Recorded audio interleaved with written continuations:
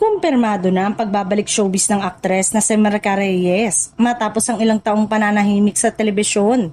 At sa pagkakataong ito ay mapapanood na siya sa Kapuso Network, bagay na ikinatuwa ng kanyang mga taga-suporta. Ayon sa mga kumakalat na impormasyon, kabilang si Maricar sa cast ng isang bagong serye na inaasahang magiging malaking proyekto ng GMA Network ngayong taon. Ito rin ang magsisilbing opisyal niyang pagbabalik sa mundo ng showbiz matapos mag-focus sa personal na buhay.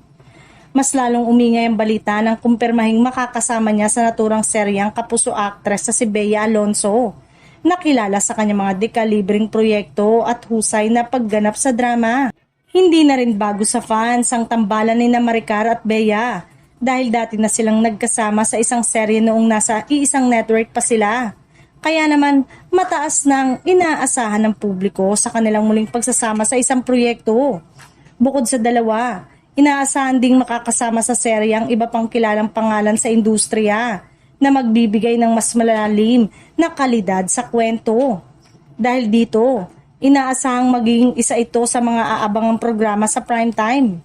Sa ngayon, wala pang inilalabas na kumpletong detalye tungkol sa storyline at target airing date ng serye.